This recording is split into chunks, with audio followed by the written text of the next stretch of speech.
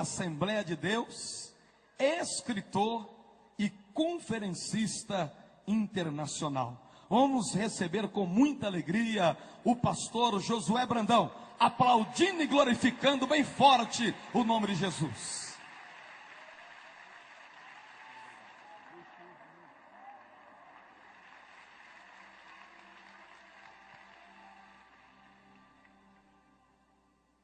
Louvado seja para sempre o nome bendito e santo de Jesus, porque dele e por ele e para ele são todas as coisas. Glória, pois, a ele eternamente. Queridos, eu quero saudá-los com a graça e a paz do Senhor. Podem assentar-se, muito obrigado. Quero saudar fraternal e carinhosa, bem como calorosamente, pastor Jerônimo Onofre, presidente deste seminário, os pastores aqui presentes, das mais diversas regiões deste abençoado país. Quero saudar nesta noite, nesta manhã, os irmãos que estão nos telões, aí ao redor, nos 6 auditórios anexos, participando destas manhãs, tardes e noites de ministração da palavra de Deus. Quero nesta manhã apresentar o meu respeito aos mais diversos homens de Deus que já estiveram ministrando aqui ao longo deste seminário, desta conferência que começou no sábado. Foram muitos, e a cada um Deus usou segundo a sua misericórdia, segundo a disposição de cada coração. Deus continue abençoando pastor Jorge Linhares, pastor Silmar, pastor Marco Feliciano, pastor Abílio Santana, pastor Jerônimo, os outros pastores que ministraram, pastor Nelson Rocha, nosso amigo e companheiro, todos os pastores que ministraram aqui nesse seminário. Mão de Deus continue estendida sobre cada um. Eu gostaria que os irmãos me permitissem apresentar uma pessoa que é muito especial, mesmo porque Deus confiou a esta pessoa a responsabilidade de me educar, de formar meu caráter e de me ensinar nos caminhos de Cristo. É o meu pai, pastor Gervásio, está aqui. Eu agradeço a Deus pela sua vida. Vem, nos abençoe. Vem da Bahia, onde nós moramos e servimos ao Senhor, sim. Eu estou vindo de Macapá e São Luís esse final de semana para compartilhar com os irmãos da palavra de Deus. Eu quero, antes de fazer a leitura bíblica, expressar os meus sinceros agradecimentos ao pastor Jerônimo e à sua equipe pelo privilégio que nos deram de convidar-nos para participar desse seminário e cooperar aqui, colaborar com o reino de Deus e engrandecer o nome de Jesus, porque somente Ele é digno. Deus abençoe.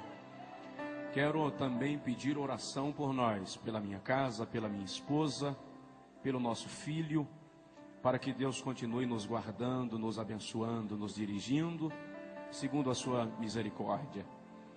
Eu estava orando ali, pedindo a Deus socorro para hoje de manhã, e eu lembrei-me que há 3 anos atrás, nosso filho hoje tem 8 anos, há 3 anos atrás, portanto com 5 anos, eu estava viajando, ele tinha 5 anos, e a minha esposa entrou no quarto e flagrou meu filho orando, nosso filho orando, e ele disse, eu acho que ele queria dizer, Deus protege meu pai, guarda, alguma coisa desse tipo.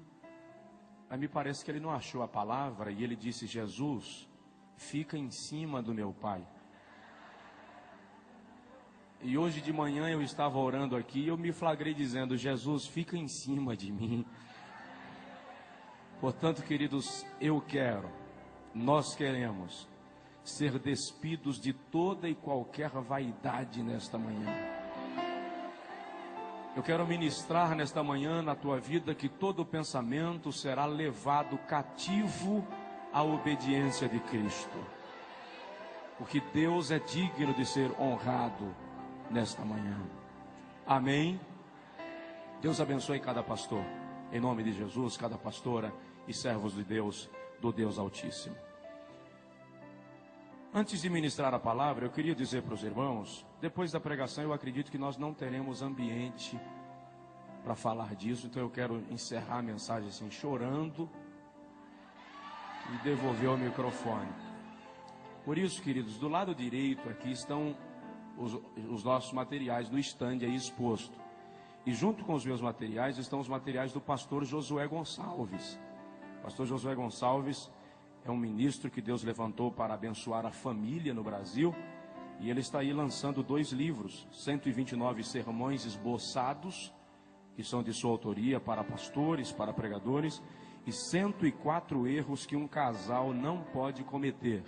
São best-sellers no Brasil, que vão abençoar a sua vida.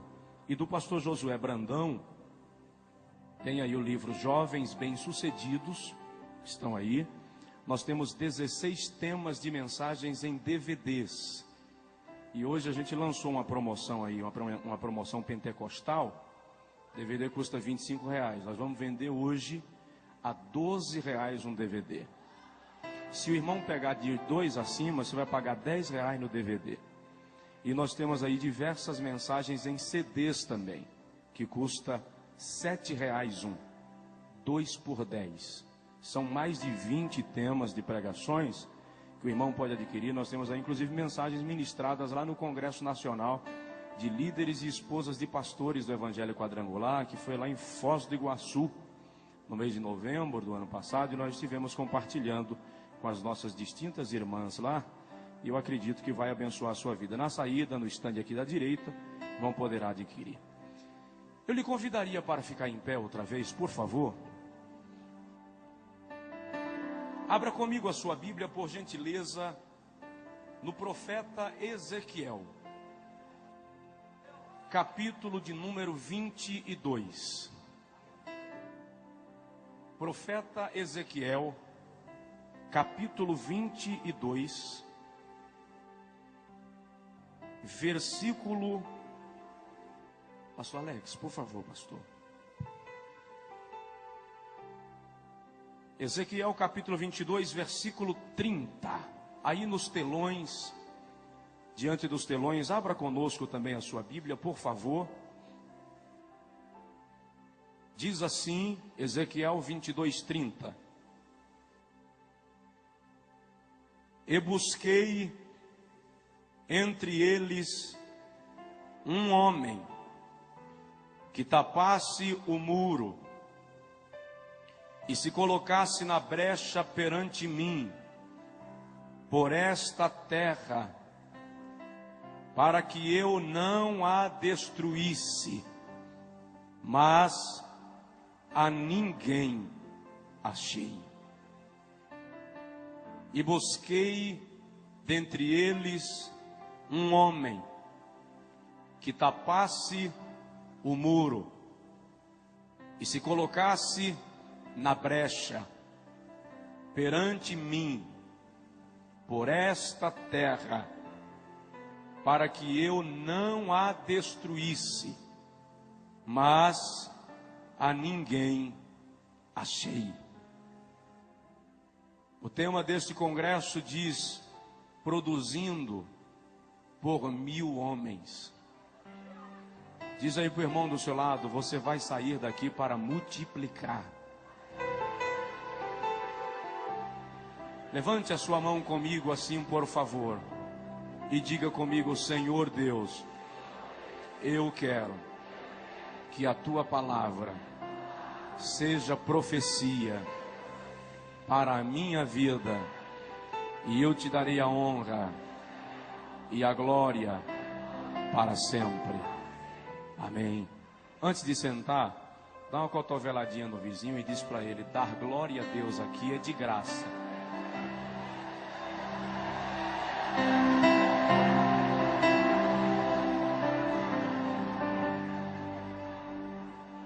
Pastor Alex, que esteve em contato comigo, pastor Germano, muito obrigado, amados. Deus abençoe.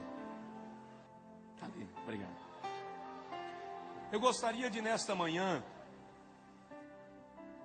refletir com os irmãos sobre o homem que Deus procura. O homem que Deus procura. O profeta Ezequiel exerceu o seu ministério entre os cativos de Judá, que estavam na Babilônia por conta dos pecados e falta de arrependimento da nação. No capítulo 3 do livro do profeta lido, quando o Senhor Jeová o chama para profetizar ao povo, o Senhor também deposita sobre Ezequiel um grau de responsabilidade, na qual o Senhor diz ao profeta: se eu te mandar falar a alguém sobre o seu pecado, e tu não falares, e ele morrer na sua transgressão, o seu pecado ou a sua alma eu requererei de ti. Mas se eu te mandar falar e tu falares, e o ímpio não se converter e morrer no seu pecado, dele próprio requererei a sua alma. O capítulo 22 de Ezequiel, precisamente, retrata-nos um dos momentos mais caóticos da história de Judá e expressa-nos um desalento divino. Quando Deus faz uma observação em todo o contexto judaico, em busca de alguém que pudesse representá-lo diante do povo, e que pudesse representar o povo diante dele. E o Senhor observa que toda a nação havia se corrompido. Filhos não obedeciam aos seus pais. Genros, noras, sogros e sogras já não tinham parâmetros morais. A nação estava completamente submersa na idolatria. As três principais classes de pessoas em Israel eram os reis, profetas e sacerdotes. E o Senhor foi à corte em busca de um rei, de um príncipe, de algum descendente da linhagem real, que pudesse representar o povo. Mas o texto diz que os príncipes estavam com as mãos manchadas de sangue, tomados pela violência, pela injustiça, pela corrupção. Então Deus deixa a corte e vai ao templo, em busca dos sacerdotes. Os sacerdotes eram representantes de Deus, ou representantes do povo diante de Deus. Mas o Senhor se surpreende quando observa que os sacerdotes também não eram fiéis. Eles ofereciam manjares detestáveis no altar de Deus. O seu sacrifício era rejeitado por Deus. Como os sacerdotes não estavam em condição de representar o povo na brecha, o Senhor então vai às montanhas em busca dos profetas. Enquanto os sacerdotes eram representantes do povo diante de Deus, os profetas eram representantes de Deus diante do povo. Mas o Senhor observa que os profetas eram mentirosos, transmitiam mensagem a bel prazer, para agradar as pessoas que lhes ouviam. É quando o Senhor percebe que nem reis, nem sacerdotes, nem profetas estavam em condição, que ele cochicha com Ezequiel e lamenta e diz: eu busquei entre eles um homem que tapasse o muro e estivesse na brecha perante mim por esta terra, para que eu não a destruísse, mas a ninguém achei. É uma tragédia quando o pecado, a corrupção, consegue se estabelecer no meio do povo de Deus, de tal forma que o Senhor não encontra ninguém capaz de interceder, de liderar um movimento de arrependimento e conversão, de conduzir o povo de volta ao avivamento. A igreja moderna está tendendo, está caminhando num rumo de secularismo, num rumo de vaidade e de pecado tão perigoso, que nós estamos começando a nos silenciar como aqueles homens de Judá. Só há uma diferença, é que naqueles dias o Espírito Santo não morava neles. O Espírito Santo vinha sobre eles e depois voltava. Hoje, porém, na dispensação da graça, o Espírito Santo está em nós. Outro dia eu ouvi um pregador dizer que se faltarem homens, Deus vai usar jumenta. Eu disse para ele: no Brasil jumenta não fala, porque Deus tem homens e mulheres comprometidos com Ele para profetizar a sua palavra. Quando Golias desafiou a Israel para pelejar, em 1 Samuel capítulo 17, Golias disse: se houver em Israel um homem capaz de lutar comigo e vencer, eu e os filisteus seremos vossos escravos. Golias não estava desafiando uma nação, ele estava querendo um homem.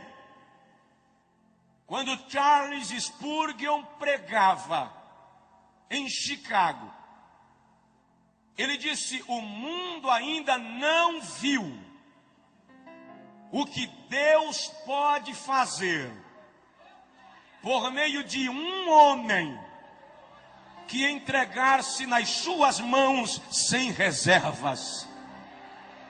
Levantou-se um jovem do final do auditório, veio em direção ao pregador, de pequena estatura, rechonchudo, e ele disse ao pastor Spurgeon: eu quero ser este homem que o senhor acaba de falar. Spurgeon orou por ele. Dwight Lyman Moody é o nome daquele jovem que antes de morrer ganhou para Jesus mais de 1 milhão de almas. Deus está procurando um homem. Quando a seleção brasileira vai jogar, o Brasil para. Se for final de Copa, as fábricas fecham mais cedo. Na Copa lá do Oriente, quando os jogos eram transmitidos aqui pela madrugada, eu vi aeroportos lotados diante de televisores, terminais rodoviários, gente que não dormia de madrugada para assistir o jogo do Brasil. Se 11 homens atrás de uma bola conseguem parar uma nação, imagina uma igreja cheia do poder de Deus, o que é capaz de fazer. Ei, macho, rei macho de pova. Deus está procurando alguém. Mas que tipo de homem Deus procura? Procuraria Deus um galã para representá-lo nos púlpitos das igrejas. Não, absolutamente, Deus não é diretor de novelas. Procuraria Deus um homem esteticamente perfeito para representá-lo? Não, Deus não é estilista. O homem que Deus procura, em primeiro lugar, tem que ser arrependido como Isaías. Quando o profeta Isaías escreve o capítulo 6, ele diz: no ano em que morreu o rei Uzias, eu vi o Senhor em um alto e sublime trono, e a orla do seu manto cobria os umbrais, e a casa se encheu de glória. E Isaías diz: eu vi serafins. A palavra serafins significa ardentes, aquele que está em chamas. E Isaías diz que os serafins com duas asas cobriam os rostos em reverência à santidade de Deus. Com duas asas cobriam os pés em reverência à missão da igreja. E com duas asas voavam numa disposição de servir. E diziam: Kodesh, Kodesh, Kodesh Yahvé Sabaoth, Santo, Santo, Santo é o Senhor dos exércitos. Aqui e nos auditórios anexos do telão, levante a mão comigo, por favor. Vamos juntos. Santo, Santo, Santo é o Senhor dos exércitos.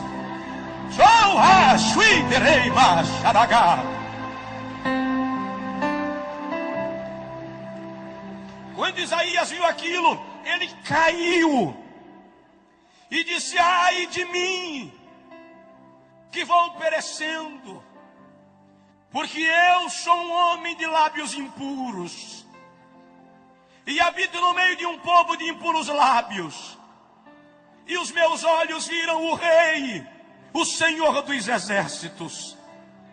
Quando ele prostra-se, ele vê que o anjo voa do altar com uma tenaz e uma brasa nela, e toca nos lábios do profeta, e diz: perdoado é o teu pecado e a tua iniquidade retirada. É aí que Isaías ouve o Senhor declarar: a quem enviarei? E quem há de ir por nós? Deus não pode usar um homem que não se arrepende. Sinceramente, querido, Deus não espera que você não peque. Deus não espera que você não falhe. Mas Deus espera que você não permaneça no pecado. Salmo 32:5, o salmista diz: confessei-te o meu pecado e a minha iniquidade não encobri. Salmos 66, 18 e 19, ele diz assim: se eu tivesse guardado o pecado no meu coração, o Senhor não teria me ouvido, mas graças a Deus que o Senhor atendeu a voz da minha oração. Nós estamos vivendo dias distintos de Deus, que o Espírito Santo vai gerar na igreja uma sede de pureza, de santidade, que vai fazer com que o pecado comece a sair de entre nós. Ninguém se engane, a figueira vai balançar, o dono da casa vai varrer a casa, e vai achar a dracma perdida, e vai nos comprometer mais com ele. A Bíblia diz que há 2 advogados que trabalham 24 horas em torno do nosso nome. Está escrito em Apocalipse capítulo 12, versículo 9, que Satanás, de dia e de noite, nos acusa diante de Deus. Mas está escrito na primeira epístola de João, capítulo 2, versículo 1, que se pecarmos, temos um advogado perante o Pai, Jesus Cristo, o justo. E eu entendo, é possível que hajam advogados aqui. Eu entendo que quando Satanás chega lá em cima e diz: meritíssimo juiz, o Josué falhou. Olha, aquele homem lá que pastoreia, aquela pastora, aquele jovem, ele infringiu tua lei. É réu de juízo. Quando o juiz pega a sentença e olha, o nosso advogado de defesa bate a mesa e diz: protesto meritíssimo. Eis nas minhas mãos marcas dos cravos e do lado marca da lança, por onde derramei sangue para purificar este homem, essa mulher. Dá uma sacudida no teu vizinho e diz para ele: alegre-se, Jesus lhe perdoou. Alegre-se, Jesus lhe perdoou. Ora madre dei baixo e derramando mandagar. Obrigado. Segundo lugar, Deus está procurando um homem quebrantado como Jeremias. O Senhor não suporta dividir sua glória com ninguém. A glória é uma propriedade exclusiva de Deus. Salmos 51, 17, o salmista diz: o sacrifício aceitável a Deus é um coração quebrantado. E a um coração quebrantado e contrito, tu não desprezarás, ó Deus. O vocábulo quebrantado ali vem do hebraico dakar e significa esmiuçar, fazer virar pó, anular. É o homem descer do pedestal, perder a pose, deixar de ser centro e se render à plenitude de Deus. Eu ouvi um dia um pregador dizer: levei Jeová no canto da parede. Quando ele terminou de pregar, eu falei com ele: você levou uma aranha. Jeová não vai ao canto da parede. Não vai. A Bíblia diz no Salmo 148 que ele chama as estrelas pelos nomes. A Bíblia diz em Isaías 40 que ele pesa os montes em balança penduradas em seu dedo. A Bíblia diz em Naum que as nuvens são a poeira dos seus pés. Em Jó 39, 27, ele diz assim: Jó, eu chamo os raios pelos nomes. Eles se apresentam a mim e dizem-me: eis-nos aqui. Quem sou eu para levar no canto da parede quem chama raio pelo nome, irmão? Nós temos aqui fazer como Jeremias. No capítulo 9, versículo 1, ele diz: quiçá, quem dera, minha cabeça se transformasse em águas, e os meus olhos em fonte de lágrimas, e eu choraria de dia e de noite os mortos da filha do meu povo. Deus está em busca de alguém que chore. Deus está em busca de alguém que derrame lágrimas. Só levamos o lenço para a igreja quando estamos gripados hoje em dia. Mas a vontade de Deus é que nos ajoelhemos para chorar na sua presença. Em Ezequiel capítulo 9, Ezequiel teve uma visão. Ele viu homens armados entrando em Jerusalém. E Ezequiel ouviu quando o Senhor disse aos homens armados: matem homens e mulheres, velhos e crianças, não poupem ninguém. E enquanto os homens entravam em Jerusalém, Ezequiel viu alguém aparecer com um tintureiro na mão. E Ezequiel ouviu quando o Senhor disse aos homens armados: parem, esperem até que sejam marcados com tinta aqueles que ainda choram no meu altar, depois matai o resto. Deus quer alguém que chore na sua presença, alguém que derrame a alma, alguém que perca o sono de madrugada para chorar por alguma causa. Deus está querendo alguém que mais do que fazer graça, se quebrante perante Ele, que mais do que falar de si próprio, experimente seu poder. Você pode não ser um grande pregador, você pode não ser conhecido nem na tua igreja, mas se você chora, Deus conhece você, e isso é o que importa. Oh, aleluia! Está na hora de chorar. Diz aí para o irmão do seu lado: Deus está procurando quem chora.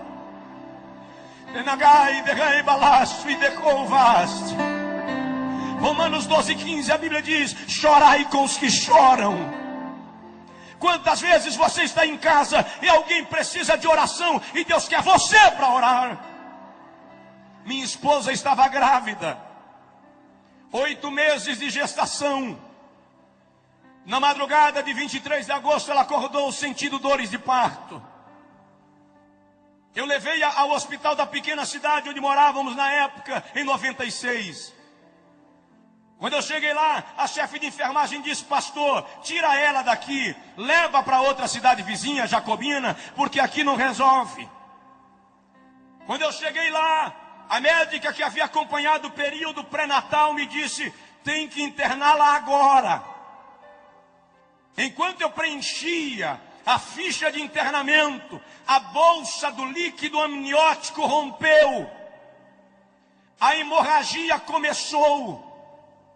Em menos de 30 minutos a médica me disse: eu preciso fazer um parto cesáreo para salvar a mãe, porque a criança já morreu. Não tem mais chance. Eu fiquei atônito. E ela disse para mim: você demorou a responder, já pensou na possibilidade de ficar viúvo? Eu disse para ela: com 22 anos, não. Fui para o carro que eu estava, ajoelhei no lastro e comecei a chorar. Enquanto eu chorava, eu disse a Deus: é a esposa e o filho, eu não aguento. De repente eu parei e disse para mim mesmo: eu não posso chorar agora, eu tenho que resolver. E eu voltei e disse à médica: faz o parto, mas faça o possível. É a esposa e o filho, é o fígado e o coração. Eu não tenho 2 de cada, só tenho um. 11h30, minha esposa entrou no centro cirúrgico e eu não podia orar. Eu media os corredores da clínica, mas a 200 quilômetros, Deus levantou uma irmã que preparava o almoço e disse para ela: Deusa, deixa o almoço queimar e vai orar por Josué, porque grande é a luta. Eu disse para ela, depois que ela desobedeceu, Deus mandou ela deixar o almoço queimar, e ela desligou o fogo. Mas ela foi orar, e enquanto ela clamava, orava, o Senhor disse: clama, porque grande é a angústia. 2h25 da tarde, o Senhor falou com a irmã Delza: levante, que eu já fiz o milagre. 2h30, o pediatra saiu do centro cirúrgico e ele não falava, ele gritava, ele dizia assim: Deus está nesse lugar, Deus fez um milagre, Deus fez um milagre. Eu perguntei: doutor, como é que está minha esposa? Ele me segurou e disse: eu estou te dizendo que Deus fez um milagre, a tua esposa está bem e o teu filho fora de perigo, porque Deus é fiel. Chora. Anteontem em São Luís, uma irmã me disse: pastor, já pensei 2 vezes em largar meu marido. Eu disse: não larga não. Ela disse: por que vocês só dizem não larga não? Eu falei com ela: porque chorar resolve. Chora na presença de Deus. Terceiro lugar, Deus está procurando um homem obediente como Abraão. Gênesis capítulo 12, versículo 1. O Senhor aparece a Abraão, e diz: sai-te da tua terra, da casa do teu pai, do meio da tua parentela, para a terra que eu haverei de te mostrar. E eu engrandecerei o teu nome, e te abençoarei, e tu serás uma bênção. E abençoarei os que te abençoarem, e amaldiçoarei aos que te amaldiçoarem. E em ti serão benditas todas as famílias da terra. Gênesis 12 diz: partiu, pois, Abrão conforme o Senhor lhe ordenara. Quer saber de uma coisa? O grande problema da religiosidade é que ela está formando crentes de sacrifícios e não crentes de obediência. Por qualquer problema, eu quero pagar o preço. Eu faço uma corrente de 7 semanas. Eu faço 7 vigílias. Por qualquer coisa, eu faço uma campanha de jejum. Não pelo prazer, pelo sacrifício. E depois tem irmão que diz assim: eu recebi porque paguei o preço. Se fosse para eu pagar o preço, o Calvário não existiria. Quem pagou o preço foi Jesus. Tu recebes pela graça. Eu não estou dizendo para você não jejuar, não. Jejue. Faça campanhas de oração, faça corrente, não tem problema. Mas não faça pelo sacrifício, faça pelo prazer de estar na presença de Deus. Faça pelo prazer de se comungar com Deus. O outro problema hoje é que muita gente que quer obedecer a Deus está querendo garantias palpáveis, está querendo saber qual vai ser o retorno. E nesta noite eu quero lhe dizer, desta manhã, que Deus não dá garantias palpáveis a ninguém. Obedecer a Deus é questão de fé. Se você crê nele, ele cuida de você. Dá uma olhadinha no teu vizinho e diz para ele: obedeça. Irmão, se Deus lhe mandar sentar, nem olhe se tem cadeira, sente. Se Deus lhe mandar ir, vá, porque Ele vai contigo. Homens obedientes como Abraão.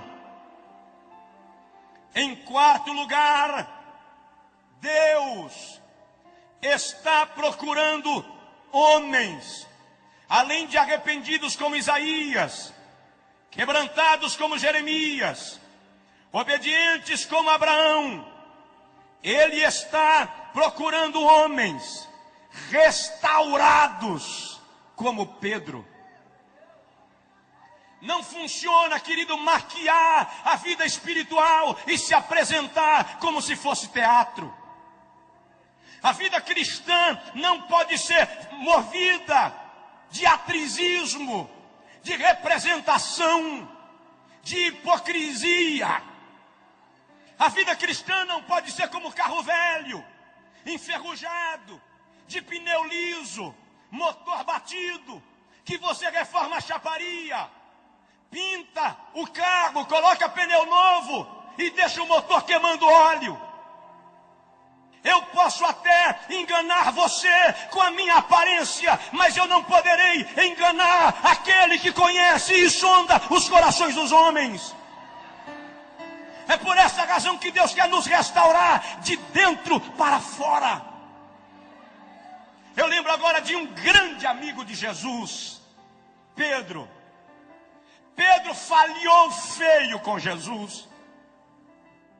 Jesus estava sendo julgado e Pedro estava se aquecendo lá fora. De repente alguém olhou para Pedro no meio do círculo e disse: você parece com o Nazareno. Pedro disse: nunca ouvi falar. Saiu para o vestiário. Quando chegou lá, a empregada de Pilatos, arrumando os armários, olhou para Pedro e disse: eu acho que já vi você andando com o Nazareno. A Bíblia diz, Lucas diz, que Pedro saiu resmungando, reclamando. Eu imagino Pedro nervoso, dando tapa na parede. Enquanto ele passou reclamando, alguém disse: a tua fala te condena. Crente até nervoso parece crente. Lucas diz que quando Pedro negou a terceira vez, só Lucas dá esse detalhe, ele diz que Jesus olhou para Pedro. Jesus não disse nada, apenas olhou para Pedro. O olhar de Jesus arrebentou Pedro. E Pedro foi chorar amargamente. Andei com ele 3 anos e o neguei. Eu caminhei sobre as águas. Fui eu quem tirei a moeda da boca do peixe. Como é que eu posso ter negado? E Pedro chora. Mas Jesus ressuscitou.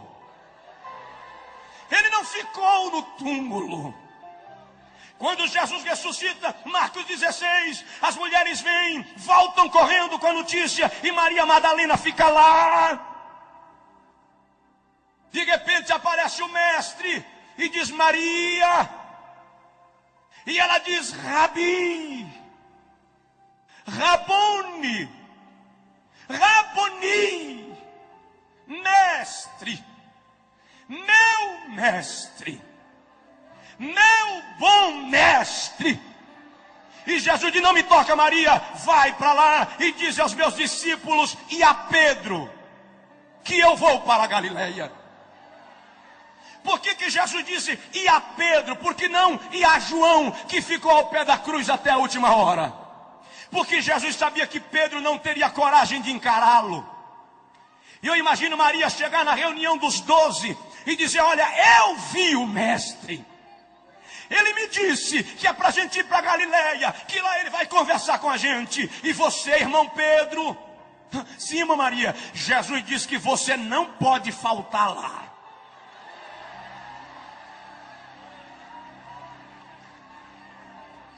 Em João capítulo 21, quando Jesus chega à beira do mar da Galileia, Pedro e João estavam pescando. Alguém gritou da praia, Pedro, João, é o mestre. João pulou dentro da água e veio em direção ao mestre. Pedro pulou dentro da água e se escondeu atrás do barco. Ele não tinha coragem de ver Jesus. Mas Jesus ficou lá fora comendo peixe com mel e esperando Pedro voltar. Quando começou a esfriar e Pedro não aguentou mais ficar lá, ele gritou, João, joga minha capa. Diz aí pro teu vizinho, Deus espera você. Ei, racho, leanda lagar. Tem gente que veio para esse congresso arrebentado por dentro, fragmentado. Deus estava esperando você aqui. Pedro saiu meio sem graça, não se envolveu com o grupo, ficou meio de fora, todo mundo comia peixe. De repente Pedro se sente à vontade, vai lá, tira um pedacinho do peixe. Quando ele vai pegando, Jesus diz, Pedro, João 21:15. Pedro disse, sim, mestre, você me ama? Pedro para e diz, Senhor, eu gosto de ti. Na versão portuguesa está eu te amo, mas o amor fileó é gostar. Jesus diz, tá, Pedro, come o peixe. Pedro come, se sente já meio à vontade, vai pegar de novo um pedacinho de peixe. Quando vai pegando, o mestre diz, Pedro, sim senhor, você me ama, Pedro? Senhor, eu gosto muito de ti, agapaó. Come, Pedro. E Pedro vai comendo e vai se envolvendo. Quando ele vai de novo, o mestre diz, Pedro, sim, Senhor, você me ama? A Bíblia diz que Pedro entristeceu-se. Mas aquela tristeza é porque Jesus atingiu a ferida de Pedro. Jesus chegou no problema de Pedro. Ele tirou o cascão. olhou para o mestre e disse: Senhor, tu sabes que eu te amo. Jesus estava restaurando Pedro. Jesus estava refazendo a vida de Pedro. Depois é Pedro que aparece em Atos 3,19, num dos versículos mais belos das pregações de Pedro, quando ele diz: convertei-vos e virá os tempos do refrigério. Tempo de refrigério no original grego é tempo de restauração. Deus não lhe chamou para viver despedaçado e no prejuízo da fé. Ele quer restaurar a tua vida. Deus quer restaurar as tuas emoções, curar a tua alma. Esposa, tu que viestes ferida e Satanás te convenceu que os homens são todos iguais, ninguém presta. Eu vim te dizer nesta manhã que o Espírito de Deus quer curar o teu coração. Ele quer te fazer voltar para casa abençoada.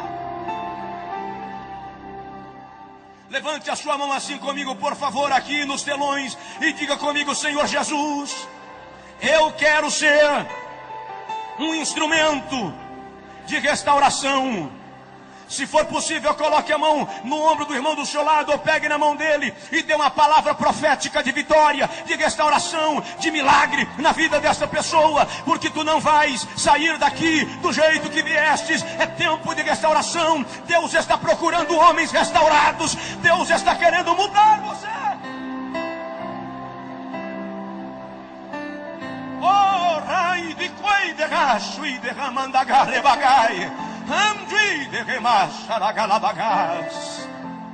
Deus vai restaurar teu lar, restaurar tua família, restaurar a tua vida, quebrar as barreiras. Eu lembro agora de Jó, de como Satanás arrebentou com a vida de Jó. A Bíblia diz que as jumentas foram queimadas, as ovelhas foram queimadas, os jumentos foram levados pelos caldeus, os camelos pelos sabeus. Jó ouviu e não tem problema. Enquanto morre vaca, você recupera. Enquanto morre jumento, você recupera. Mas de repente alguém chega e diz: Jó, os teus filhos. Jó pergunta: o que tem os meus filhos?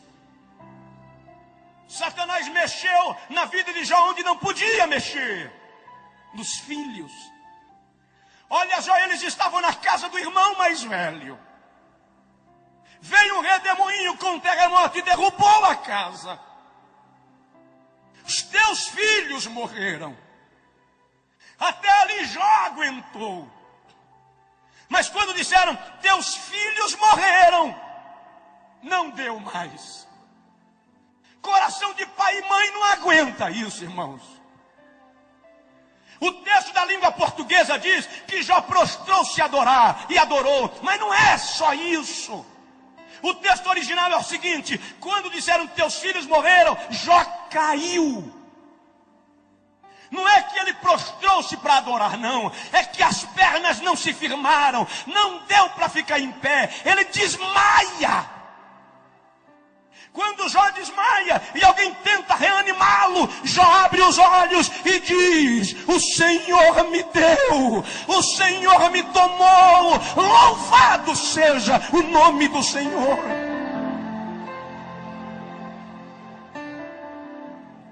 Depois Satanás fere a Jó de úlceras malignas, da planta do pé à cabeça. No capítulo 6, Jó diz que até na sua boca haviam tumores purulentos.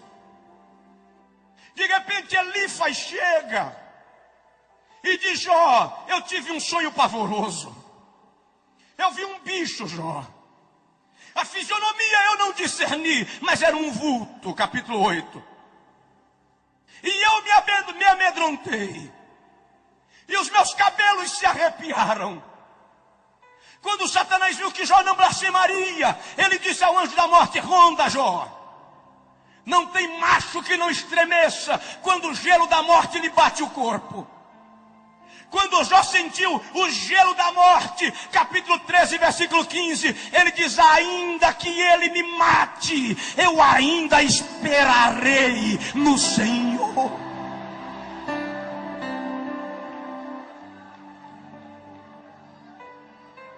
Os amigos de Jó chegaram e disseram: Jó, você pecou. Você deve ter feito algo grave para estar nessa situação. E eles começam a discorrer sabedoria. E o livro de Jó é um dos mais ricos em sabedoria e em ciência. Enquanto eles falam, Jó olha para eles e diz: vocês são inteligentes. Vocês sabem de muitas coisas. Mas eu sei de uma que vocês não sabem. Jó, nessa situação, você consegue saber de quê? Eu sei que o meu Redentor vive, e um dia ele se levantará sobre a terra. Dá uma sacudida no teu vizinho e diz: o Redentor se levantou para você. O Redentor se levantou para você. O Redentor se levantou para você. Eu já vou terminar. Oh, abagamandama, suite plas. Sabe de uma coisa que eu quero citar nesta manhã, que não estava naquilo que eu planejava, mas me veio agora. Diz aí para o seu vizinho: Satanás não pode tocar em você. Mas ele tocou em Jó, pastor. Vou lhe mostrar que ele não pode tocar em você. Eu li o livro de Jó versículo por versículo. Estudei versículo por versículo. Eu queria entender por que Deus permitiu aquilo. Eu observei, por exemplo, que por 33 vezes Jó pergunta a Deus por quê. Nem ele entendia. Por 16 vezes Jó lamenta o seu estado. No capítulo 16 ele diz: a minha face está inchada de chorar a falta daqueles que rodeavam a minha mesa, os filhos. No capítulo 11 ele diz: a minha pele se me apega ao corpo, porque aqueles que alegravam a minha casa já não estão comigo.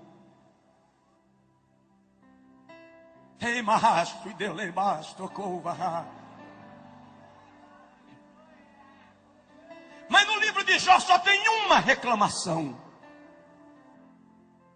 Está no capítulo 9, versículo 33.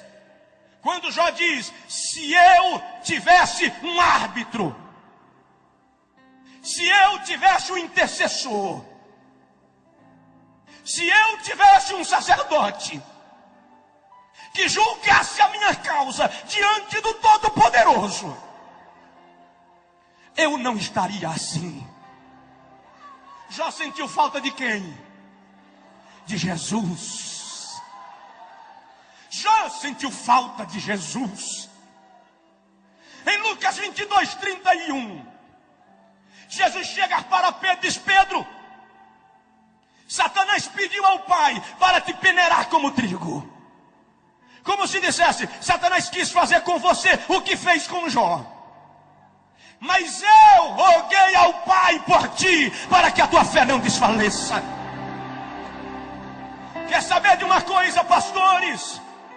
Quando Satanás chega lá em cima e diz: Jeová, eu quero dar uma sacudida no pastor Jerônimo, eu quero dar uma balançada no Josué, eu quero pegar aquela pastora e passar rasteira nela, Jesus atravessa na frente e diz: Pai, ele não, Pai, ela não, porque são meus e eu tenho compromisso com eles. Fica de pé, por favor, em nome de Jesus. Lei, Pai, derramai, decova, xaragalabagove, cachute, blast. Dá um abraço no teu vizinho, se possível, um aperto de mão, e diz para ele: Satanás não vai tocar em você. Satanás não vai tocar em você. Satanás não vai tocar em você. Oh, rei, de caixa da gace pecante unai. Nos telões, nos auditórios anexos, é tempo de restauração, é tempo de vitória.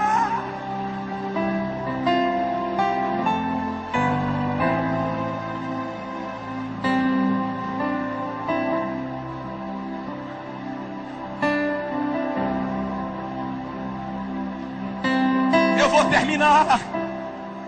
Deus procura um homem adorador como Davi. Diz aí para o teu vizinho: a tua vida tem que ser uma adoração. Deus está procurando alguém que o adore. A Bíblia diz que o Pai procura verdadeiros adoradores que o adorem em espírito e em verdade. Eu não vou tomar mais tempo nesse tópico da mensagem, porque eu quero orar com você. Mas adorar é mais do que levantar a mão. Adorar é mais do que dançar. Adorar é mais do que pregar. Adorar é proskeneu, submeter-se, prostrar-se e homenagear. A minha vida tem que ser uma homenagem a Deus. O meu dia a dia tem que ser uma homenagem a Deus. Você não adora só quando está na igreja. Você adora quando paga suas dívidas. Você adora quando sai com a tua esposa. Você adora quando brinca com teu filho. Você adora na maneira de se vestir. Você adora na maneira de falar. Você adora porque Deus é digno de adoração. Sabe o que eu lembro agora? Apocalipse 4:8. João diz que 4 seres viventes do lado do trono dizem: Santo, Santo, Santo é o Senhor Deus nosso, o que era,